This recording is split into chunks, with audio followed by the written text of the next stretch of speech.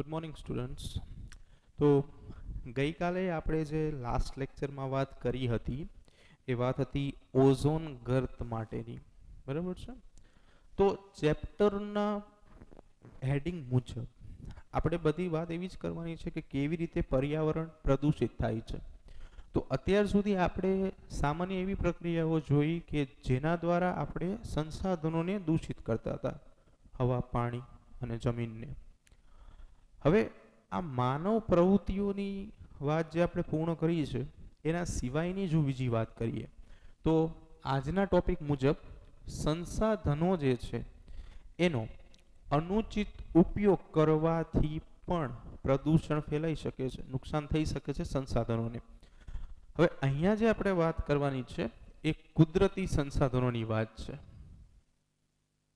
કુદરતી સંસાધનો કે જે આપણને કુદરત દ્વારા મળેલા છે, બરાબર છે.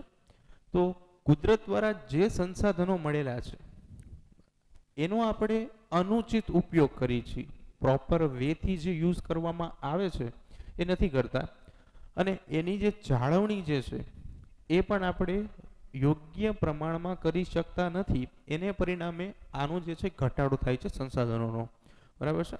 કુદરતે પ્રકૃતિએ ઘણી બધી માત્રામાં સંસાધનો જે છે માનવ જાતને આપેલા છે, પરંતુ જો આ સંસાધનોનો યોગ્ય માત્રામાં ઉપયોગ કરવામાં આવે તો આ સંસાધનો જે છે માનવ માટે બહુ મૂલ્ય રૂપ ધારણ કરી શકે છે. બીજી બાજુ જો આ જ સંસાધનો જે છે એનો ખરાબ ઉપયોગ કરવામાં આવે, વધુ પડતો ઉપયોગ કરવામાં આવે, તો આ સંસાધનો જે છે એનું અવનતિકરણ, ધીમે ધીમે પ્રમાણ જે છે ઘટતું જાય, અથવા તો એની ફર્ટિલિટી જે છે, ફળદ્રુપતા જે છે ઓછી થતી જાય છે. અને એક સમય એવો પણ આવે કે આ સંસાધન જે છે એ માનવ જાત માટે કોઈ જ કામના નથી રહેતા, બરાબર છે.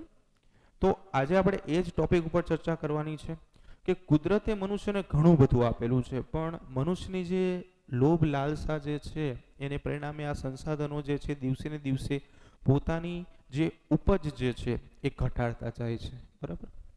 તો પોઈન્ટ આપણો એવો છે સંસાધનોનો અનુચિત ઉપયોગ અને અનુચિત જાળવણી. તો કુદરતી સંસાધનમાં સૌથી પહેલા આપણે વાત કરીશું જમીન વિશે, બરાબર.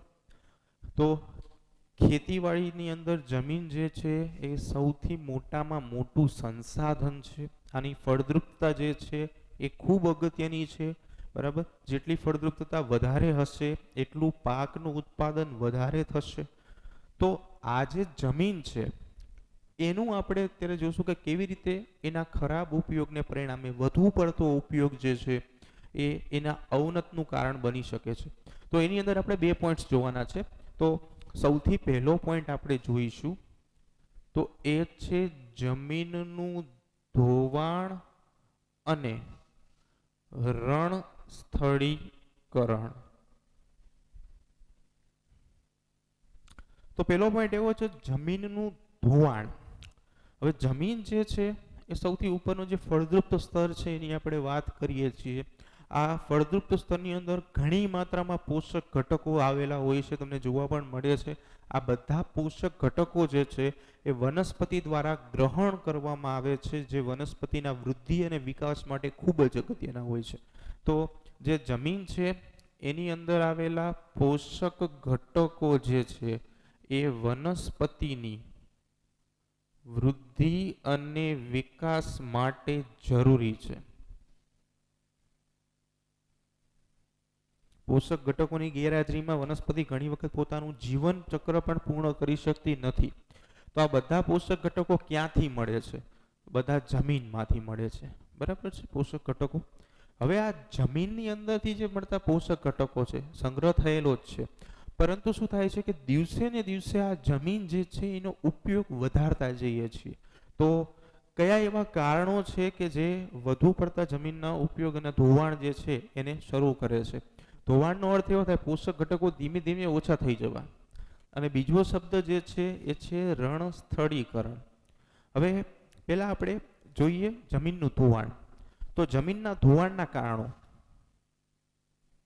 જમીનનું ધોવાણના કારણોનો અભ્યાસ આપણે કરીએ તો જોઈએ કયા કયા કારણો જે છે એ જમીનના ધોવાણમાં ઉપયોગી છે. તો એની અંદર વધુ ખેતી, બરાબર છે. બીજા નંબર ઉપર ચરાણ.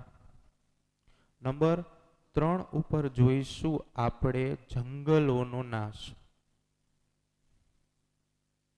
અથવા તો એને વનનાશ પણ કહીશું. નબળી સિંચાઈ પદ્ધતિ, બરાબર.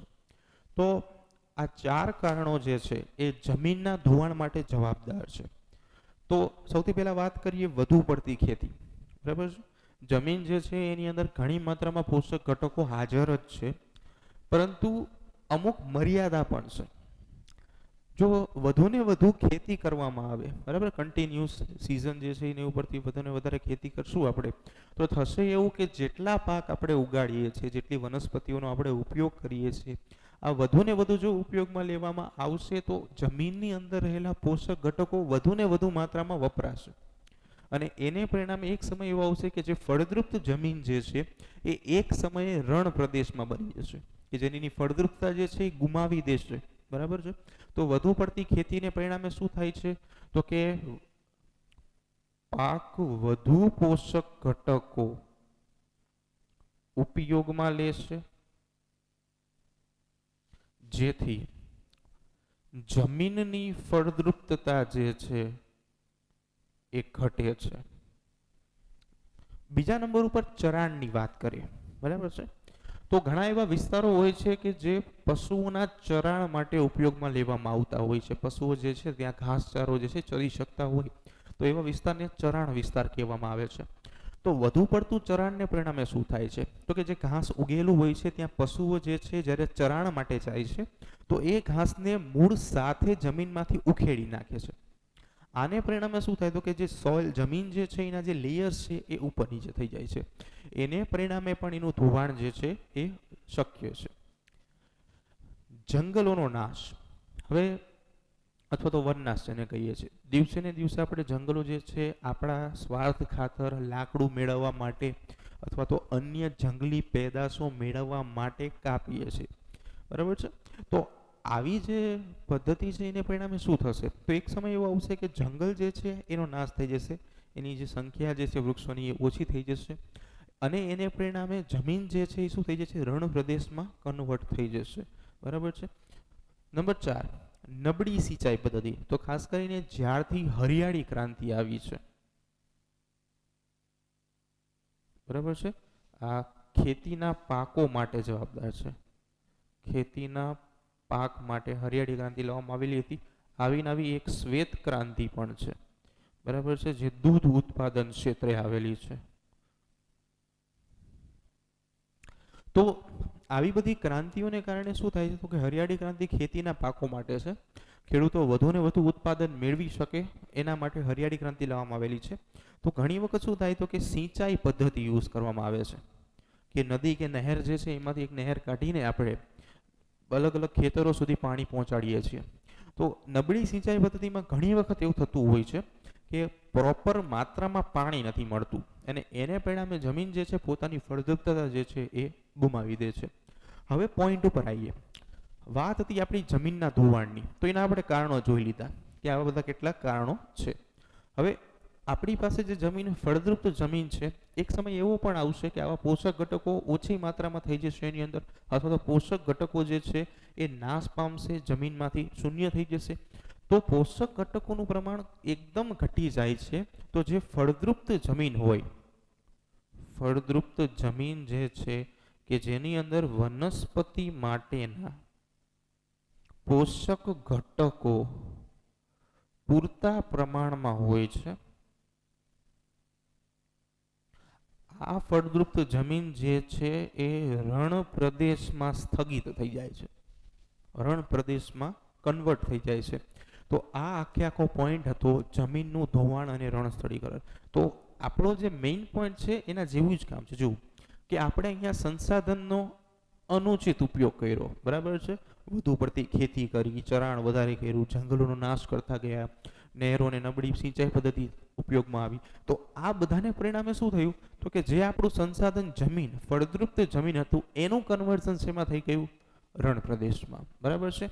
એક સમય એવો પણ આવે કે સતત જો આ બધી પ્રક્રિયાઓ થતી રહે તો એને પરિણામે જે રણ છે એ ધીમે ધીમે આગળ વધતું આવે, એટલે કે જે ફળદ્રુપ જમીન છે એનું કન્વર્ઝન જે છે એ રણમાં થઈ જશે, બરાબર છે. તો આ હતો આપણો પહેલો પોઈન્ટ.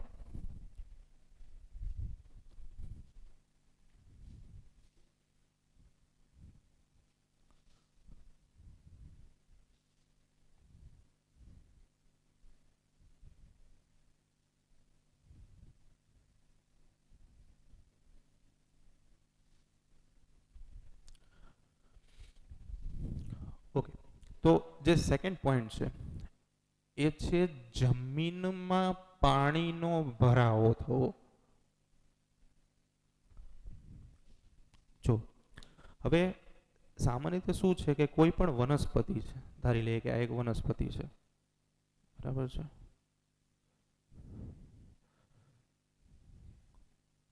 તો વનસ્પતિને પોતાનું જીવન ટકાવી રાખવા માટે જરૂરિયાત પાણીની છે તે આપણે એક્સેપ્ટ પણ કરીએ છીએ, સ્વીકારીએ છીએ, પાણી ખૂબ જ જરૂરી છે. એટલે વનસ્પતિના જે મૂળ છે, બરાબર છે, આ વનસ્પતિના મૂળ જમીનની અંદર ઉતરેલા છે. એ શું કરે છે તો કે જમીનની આસપાસનો જે ભેજ છે, આ ભાગનો ભેજ, બરાબર છે, આ ભેજને ગ્રહણ કરે છે. તો આ વનસ્પતિ, આ એના મૂળ છે અને આ એનો ભેજ છે, એ શું કરે છે, ગ્રહણ કરે છે. ભેજ એટલે જમીનમાં રહેલું પાણી, ઇન શોર્ટમાં. હવે શું થાય છે કે પાણી આવશ્યક છે. આ પાણી જે છે એ ખૂબ જ આવશ્યક છે વનસ્પતિની વૃદ્ધિ માટે, ખૂબ જ આવશ્યક ભાગ છે. કારણ કે પાણીની અછત હોય તો વનસ્પતિના વાયુરંધ્રો જે છે બંધ થવા લાગે છે, બરાબર. પરંતુ અમુક માત્રામાં પાણી જે છે હોવું આવશ્યક છે. અમુક માત્રા કરતાં વધી જાય તો પણ પ્રોબ્લેમ પડે છે અને ઘટી જાય તો પણ પ્રોબ્લેમ પડે છે. તો અહીંયા આપણે વાત કરવાની છે જમીનમાં પાણીનો ભરાવો, એટલે કે વધુ પ્રમાણ વિશે. હવે સામાન્ય પાણીનું જે પ્રમાણ જે છે વનસ્પતિને જોઈએ છે એની કરતાં પાણીનું પ્રમાણ જો વધુ પડતું જમીનમાં જોવા મળે, એટલે કે જમીન જે છે તમારી એ જળ તરબોળ થઈ જાય, જળ તરબોળ, બરાબર. એટલે કે વધુ માત્રામાં જમીનમાં ભેજ જોવા મળે. તો વધુ માત્રામાં જે જમીનનો આ ભેજ તમને જોવા મળશે એને પરિણામે શું થાય તો કે વનસ્પતિના મૂળ જે છે એ કોહવાઈ જાય, એટલે કે સડી જાય, વધુ ને વધુ પાણીના સંપર્કમાં રહેવાને પરિણામે, બરાબર છે. તો બીજી વસ્તુ એવી છે કે પોષક ઘટકો જેટલી માત્રામાં જમીનમાં પાણી વધારે હશે એટલી માત્રામાં ધોવાણ અનુભવશે. એટલે કે એક સમય એવો પણ આવે કે પોષક ઘટકોનું પ્રમાણ પણ શું થતું જાય, ઘટતું જાય. તો આ બે મુખ્ય પોઈન્ટ હતા. શેના માટેના તો કે સંસાધનોનો અનુચિત ઉપયોગ અને અનુચિત જાળવણી દ્વારા અવનતિકરણ.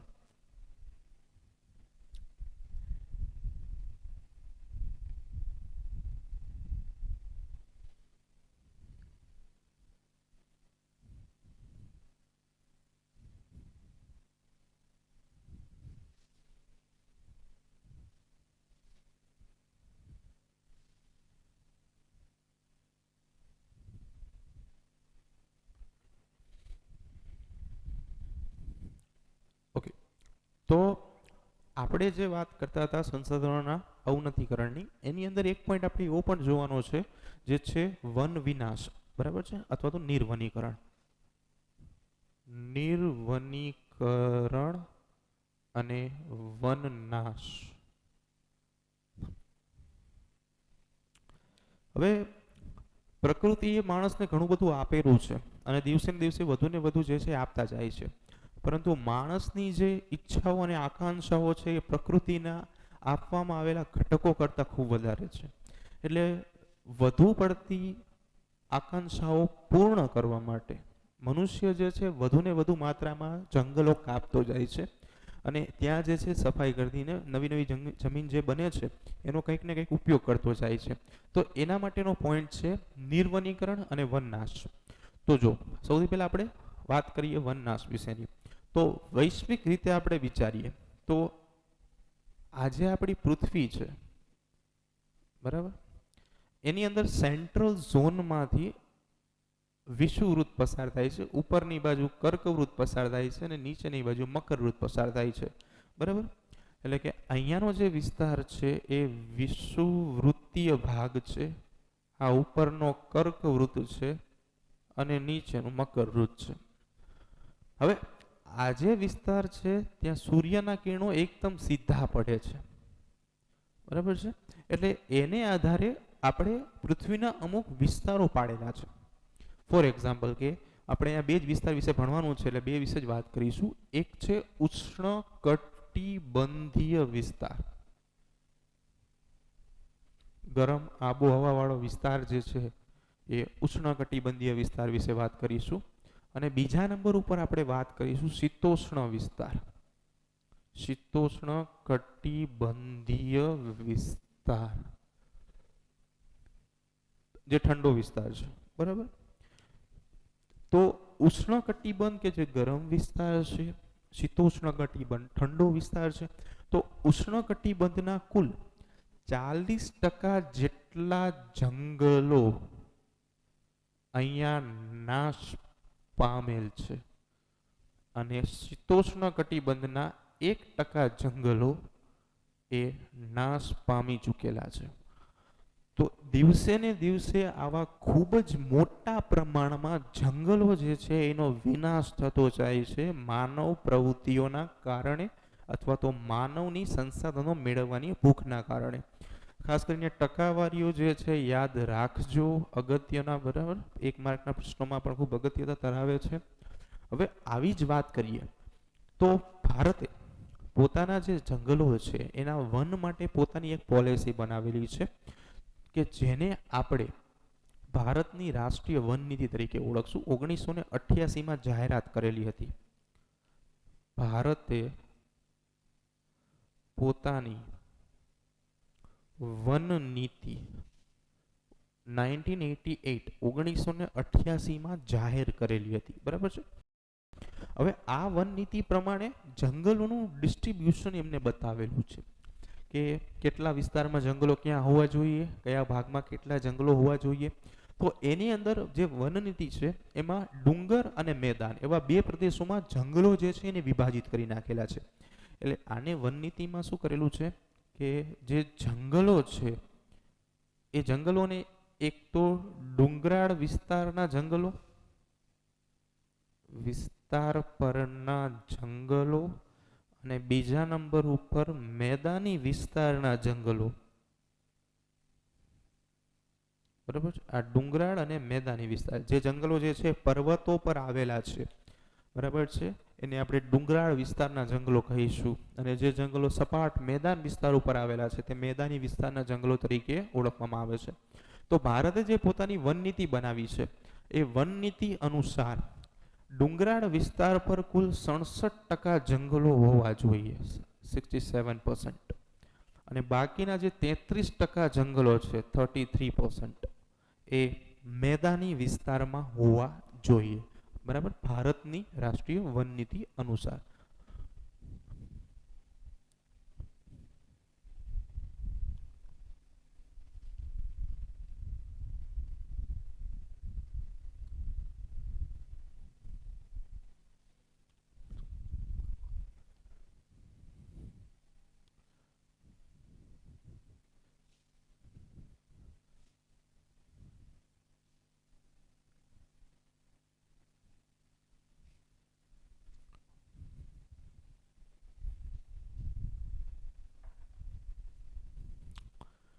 બીજું કે આવી વન નીતિ બનાવવાનું કારણ શું છે?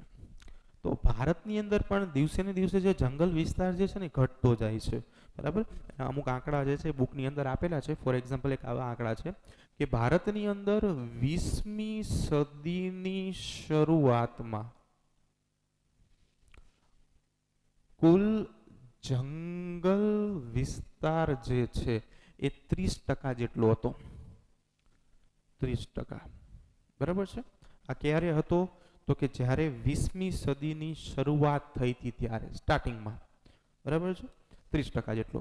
હવે જ્યારે 20મી સદી પૂર્ણ થઈ ગઈ એટલે કે 20મી સદીના અંતમાં આ કુલ જંગલ વિસ્તાર જે છે એ 30%થી ઘટીને 21.54% જેટલો રહી ગયો.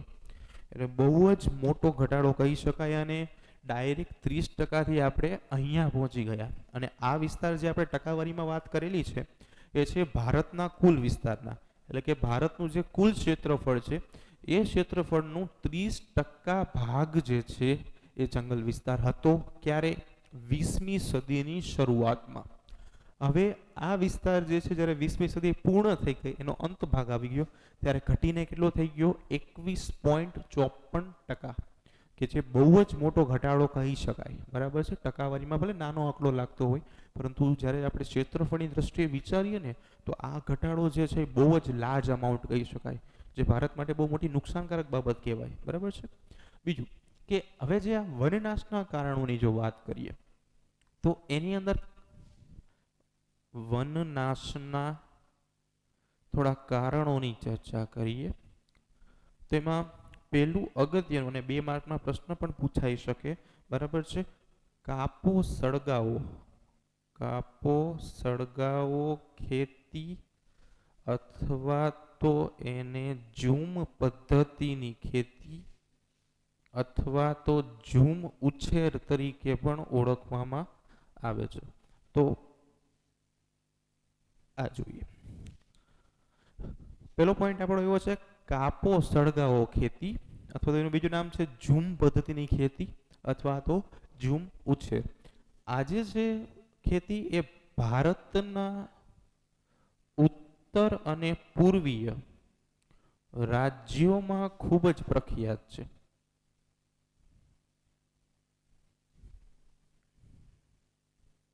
આનો એક પ્લસ પોઈન્ટ પણ છે, પણ સાથે સાથે નેગેટિવ પોઈન્ટ પણ છે. જોઈએ. બરાબર. તો આ જે ખેતી છે એ ખેતીની અંદર શું કરવામાં આવે છે તો કે સામાન્ય રીતે આદિવાસી વિસ્તારના લોકો જે છે, આદિવાસી વિસ્તારના લોકો આનો ઉપયોગ કરે છે. આજે આદિવાસી વિસ્તારના લોકો જે છે એમની પાસે ખેતી કરવા માટે જમીન નથી. એટલે આ લોકો ખેતી કરવા માટે શું કરે છે તો કે જંગલ વિસ્તાર જે છે એ જંગલ વિસ્તારના વૃક્ષોને સૌથી પહેલાં તો કાપી નાખે છે. વૃક્ષો કાપીને બાકીનો જે ભાગ છે એને સળગાવી દે છે. આ સળગાવી દે અને બાકી જે જમીન વધે છે એને સાફ કરીને ત્યાં ખેતી શરૂ કરે છે. હવે થોડા સમય સુધી, અહીંયા થોડા વર્ષો સુધી ખેતી કરે છે. પછી ધીમે ધીમે શું થાય કે જે જમીન છે એની ફળદ્રુપતા જે છે એ ઘટતી જાય. એટલે એ જગ્યા છોડીને બીજી જગ્યાએ જાય છે. સેમ ટુ સેમ પ્રોસેસ કરે છે. જંગલોને કાપી નાખે છે, થોડો ભાગ સળગાવી દે છે અને જે જમીન સાફ મળે છે એને સાફ કરીને ત્યાં ખેતી શરૂ કરે છે. આમ એ લોકો શું કરે છે, જંગલો જે છે એને કાપીને ત્યાં શું કરે છે, ખેતી કરવાનું કામ કરે છે. હવે આ બધા જમીન બદલતા રહે છે. ઉદાહરણ તરીકે 2-3 વર્ષ જે જગ્યાએ જે જમીન પર ખેતી કરી છે, બાકીના વર્ષે એને છોડીને બીજી જમીન ઉપર જશે. તો નેગેટિવ પોઈન્ટ આનો એ જ બને છે કે આટલા પ્રમાણમાં દિવસે ને દિવસે લાકડાઓ કપાઈ જાય છે. બરાબર. જંગલો કપાય છે. હવે પ્લસ પોઈન્ટની વાત કરી તો અહીંયા શું થાય છે તો કે સળગાવવાની પ્રોસેસ થાય છે. જ્યારે જંગલને સળગાવી દે છે ત્યારે વૃક્ષોમાંથી રાખ મળે છે. આ રાખ જે છે જમીનમાં ભળી જાય છે અને એની જે ફર્ટિલિટી જે છે એને શું કરી શકે છે, ફળદ્રુપતાને વધારી શકે છે. એટલે આ પણ એક એવું કારણ ગણી શકાય. બરાબર છે, જે વનનાશમાં અગત્યનું છે.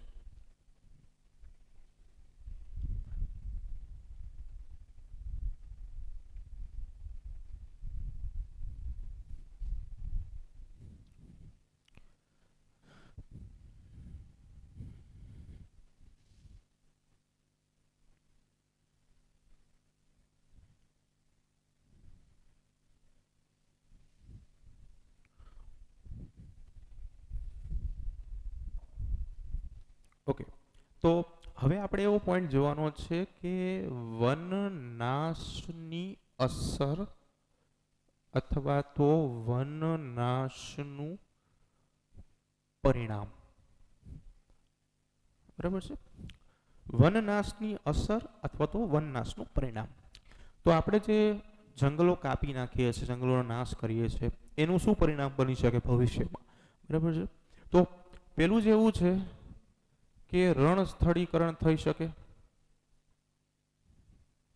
જે જંગલો છે એનું રૂપાંતરણ રણમાં થઈ જશે, પહેલો જ પોઈન્ટ. બરાબર. સેકન્ડ પોઈન્ટની વાત કરીએ આપણે તો કુદરતી જૈવ ભારમાં ઘટાડો થઈ શકે. અહીંયા બાયોમાસ જૈવભારની વાત કરીએ છીએ. આ શબ્દ જે છે એ આપણે નિવસન તંત્ર 14મું ચેપ્ટર છે એમાં પણ ભણવાનો છે. થોડી ઘણી માહિતી અહીંયા પણ મેળવી લઈએ આપણે.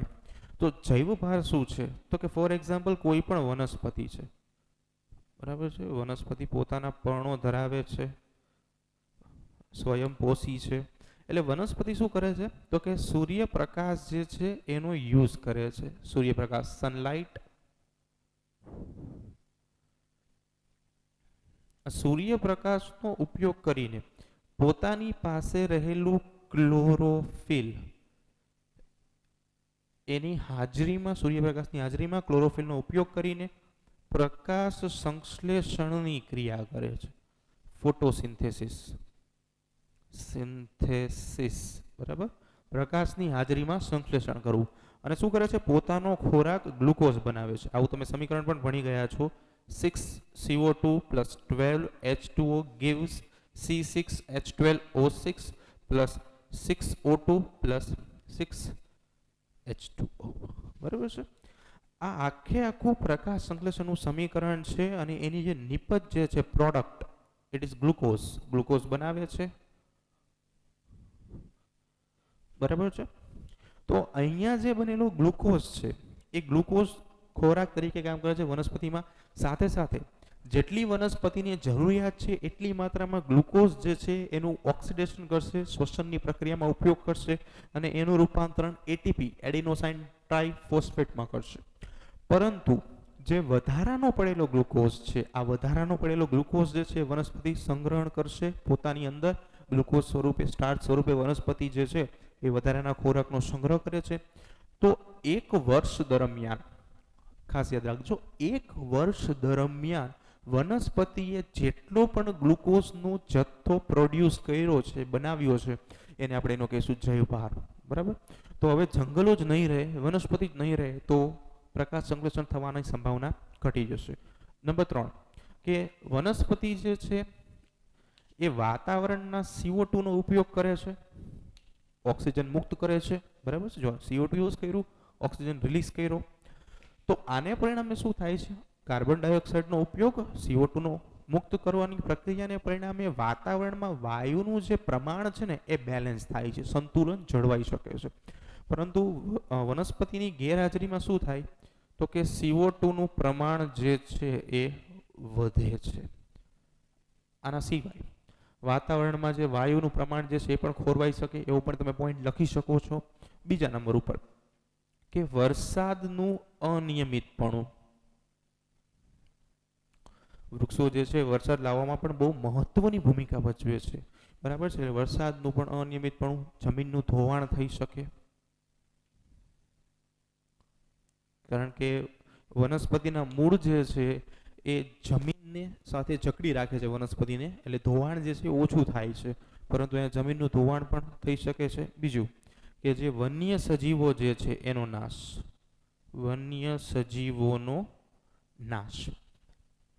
જંગલ જ્યારે કપાઈ જાય છે, બરાબર છે, અથવા તો વનસ્પતિઓ જે છે એનું પ્રમાણ ઘટતું જાય તો વન્ય સજીવો પણ ધીમે ધીમે શું થતા જાય છે? નાશ પામતા જાય છે. કારણ કે જે એની ઉપર આધાર રાખતા સજીવો છે, આખી તમને પહેલાં વાત કરી હતી કે એક ચેઇન હોય, આહાર શૃંખલા હોય, કોઈ એક સજીવ કોઈ બીજાને ખાતું હોય, બીજું જે છે કોઈ ત્રીજાને ખાતું હોય, તો વનસ્પતિઓનું પ્રમાણ ઘટતું જાય તો એને પરિણામે વન્ય સજીવો પણ નાશ પામતા રહે છે.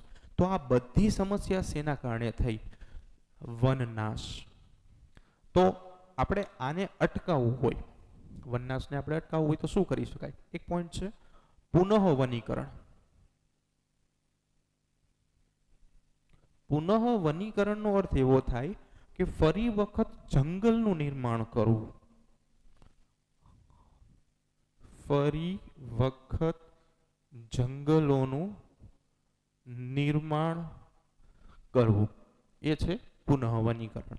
તો પુનઃવનીકરણમાં શું કરવામાં આવે છે? કે સ્વૈચ્છિક રીતે એવા કેટલાક વિસ્તારો હોય, કેટલીક પડતર જમીનો હોય કે જે કોઈ ઉપયોગમાં નથી આવતી, તો એવી જગ્યાએ જૈવ વિવિધતા સભર વનસ્પતિઓ જે છે એને ઉછેરીને એનું ધ્યાન અને કાળજી રાખીને એ વનસ્પતિના રોપાઓને ઉછેરવામાં આવે છે, એની સાર સંભાળ લેવામાં આવે છે અને એની જે વૃદ્ધિ જે છે થવા દેવામાં આવે છે. અને એક સમય એવો પણ આવે કે એ વિસ્તાર જે છે એ જૈવ વિવિધતા સભર વન બની શકે છે. બરાબર છે. તો અહીં શું કરવામાં આવે છે તો કે વૃક્ષોનું વાવેતર કરીને અથવા તો ઉછેરીને લાંબા સમય સુધી તેનું જતન કરવામાં આવે છે અને એને પરિણામે શું થાય તો કે લાંબા સમય બાદ આ વિસ્તાર જૈવ વિવિધતા સભર બને છે. બરાબર છે. તો આ હતી પુનઃવનીકરણની બાબત. સરકાર દ્વારા પણ ઘણી બધા એવા પગલાં લેવામાં આવે છે કે લોકો જે છે વૃક્ષો ઉગાડે, વૃક્ષો પ્રત્યે જાગૃત અને સભાન બને. બરાબર છે. વૃક્ષો પ્રત્યેની પોતાની જે લાગણીઓ છે એનો પણ વધારો કરે. ઘણા એવા સ્લોગન્સ છે, વૃક્ષો વાવો વરસાદ લાવો. બરાબર છે. એના લીધે પણ લોકો જે છે એની અંદર વૃક્ષોના જતન પ્રત્યેની, એના માવજત પ્રત્યેની જે બરાબર જાગૃતતા છે એમાં વધારો કરી શકાય છે.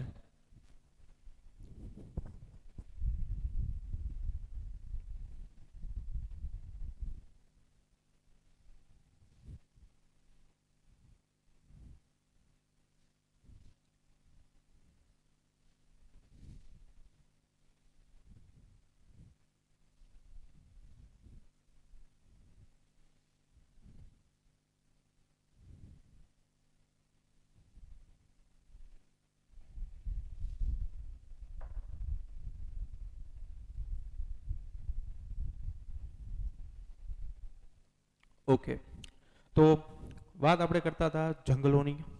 તો જંગલો જે છે એ અગત્યના કુદરતી સંસાધન છે. ઘણી બધી પેદાશો આપે છે, ઇમારતી લાકડું, લાખ, રાડ, ગુંદર. બરાબર છે. જેમાંથી ઘણા લોકોની પોતાની આજીવિકા પણ ચાલતી હોય છે. ઘણા લોકો જે છે એ પોતાની આજીવિકા માટે જંગલ ઉપર પણ આધાર રાખતા હોય છે.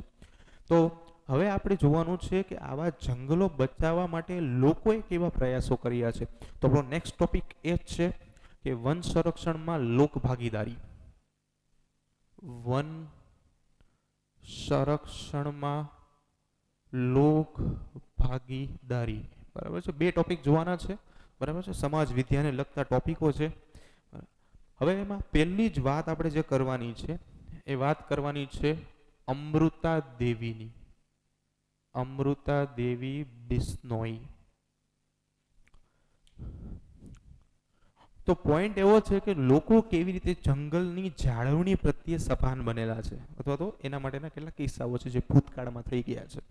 એમાં પહેલું છે અમૃતા દેવી બિશ્નોઈ વિશેની વાત. તો આ વાત છે 1731ની, રાજસ્થાન. બરાબર છે.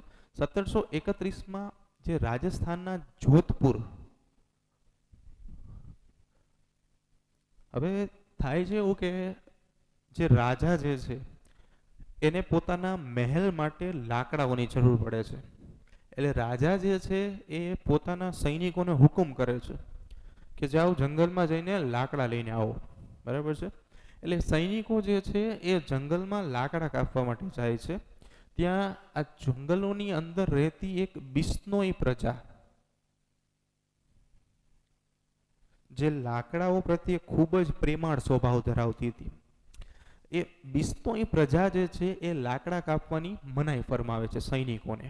બરાબર છે. આ સૈનિકોને લાકડા કાપવાની મનાઈ ફરમાવે છે. હવે આ સૈનિકો જે છે એ રાજા પાસે જાય છે. એટલે કે આ સૈનિકો બરાબર છે, સૈનિકો ગયા રાજા પાસે અને રાજા આ જવાબ સાંભળીને ઉગ્ર થઈ ગયા. આ રાજા બરાબર છે ઉગ્ર થઈ ગયા. એટલે સૈનિકો જે છે એવું જઈને કહે છે રાજાને કે બિશ્નોઈ પ્રજા જે છે, આ સૈનિકો એવું કહે છે કે લાકડા કાપવાની મનાઈ ફરમાવે છે. આ રાજા બરાબર છે, કિંગ છે, ઉપર ક્રાઉન દોરેલો જ છે આપણે. એટલે રાજા એવું કહે છે કે શા માટે ના પાડે છે. એટલે સૈનિકો એમ કહે છે કે બિશ્નોઈ પ્રજા એવું કહે છે કે જો તમારે લાકડા કાપવા હોય ને તો પહેલા અમને કાપી નાખો. બરાબર છે. બિશ્નોઈ પ્રજાએ સૈનિકોને એવું કીધેલું કે તમારે જો લાકડા જ કાપવા હોય ને તો સૌથી પહેલા અમને કાપી નાખો, પછી તમે વૃક્ષો કાપજો. આ બધી વાત જે છે એ રાજાને કરે છે. રાજા તો રાજા જ છે ભાઈ, બરાબર છે. એના હુકમ ન માને એટલે રાજા ગમે એ કરી શકે. એટલે રાજા જે છે એ ઉગ્ર થઈ જાય છે, ગેટ એંગ્રી, બરાબર છે. અને ગુસ્સામાં ને ગુસ્સામાં રાજાનું અપમાન થઈ ગયું કહેવાય, એનો ઈગો હર્ટ થઈ ગયો, બરાબર છે.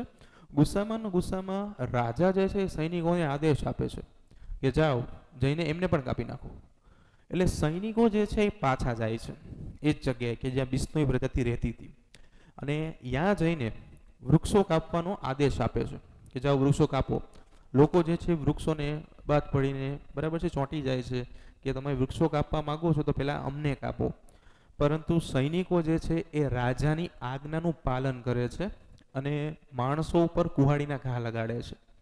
તો એની અંદર અમૃતા દેવી બિશ્નોઈ, અમૃતા દેવી બિશ્નોઈ નામની સ્ત્રી, બરાબર છે, એ કપાઈને વૃક્ષને કપાવા નથી દેતી, પોતે જે છે પોતાનો જીવ દઈ દે છે. એટલે સૈનિકોએ સૌથી પહેલા અમૃતા દેવી બિશ્નોઈ જે છે એના ટુકડા કરી નાખે છે. સાથે સાથે એમના પછી એમની 3 દીકરીઓ પણ સૈનિકોના પ્રહારને કારણે મૃત્યુ પામે છે. સાથે સાથે બિશ્નોઈ જાતિના ઘણા બધા લોકો આમની સાથે જે છે વૃક્ષોને બચાવવા માટે પોતાનો જીવ જે છે દઈ દે છે. બધી ઘટના પૂર્ણ થાય છે. ટૂંક સમયમાં રાજા આવી જાય છે ઘટના સ્થળે, બરાબર છે. અહીંયા પોલીસ નથી કે લેટ આવે, બરાબર, રાજા આવી જાય છે. અને રાજા આ દ્રશ્ય જોઈને ખૂબ જ, બરાબર છે, ભાવુક બની જાય છે ને એમ થઈ જાય છે ભાવુકપણે કે એનાથી બહુ મોટી ભૂલ થઈ ગઈ છે, પરંતુ જે થઈ ગયું છે એને કોઈ બદલી નથી શકતું, બરાબર છે. તો એટલા માટે રાજા જે છે સૈનિકોને, અન્ય લોકોને કોઈ પણ નુકસાન ન પહોંચાડવાનો આદેશ આપે છે. અને આ ઘટના જે છે ઇતિહાસના પન્નાઓની અંદર સુવર્ણ અક્ષરે લખાઈ ગયેલી છે. અને આની યાદમાં જે લોકો ગ્રામ્ય કક્ષાએ વૃક્ષોની જાળવણી કરે છે એના માટે ભારત સરકાર દ્વારા અમૃતા દેવીના નામે જ એક એવોર્ડ પણ આપવામાં આવે છે કે જે લોકો ગ્રામ્ય કક્ષાએ જંગલો અને વૃક્ષોની જાળવણી કરે છે. તો એ એવોર્ડનું નામ છે અમૃતા દેવી બિશ્નોઈ. અમૃતા દેવી બિશ્નોઈ એમના નામ ઉપરથી જ એવોર્ડ આપવામાં આવે છે. વન્ય જીવ આપણે એવોર્ડ પણ એટલા માટે જ આપીએ છીએ કારણ કે તે લોકો જંગલની જાળવણી કરે છે, અને જાળવણી કરે છે એટલા માટે સંરક્ષણ પુરસ્કાર આપવામાં આવે છે. અમૃતા દેવી વાઇલ્ડ લાઈફ બિશ્નોઈ વન્યજીવ સંરક્ષણ પુરસ્કાર આપવામાં આવે છે એવા લોકોને કે જે ગ્રામ્ય કક્ષાએ વૃક્ષો કે જંગલોની જાળવણી કરે છે. રેડી? ઓકે. તો આ તો પેલો કિસ્સો.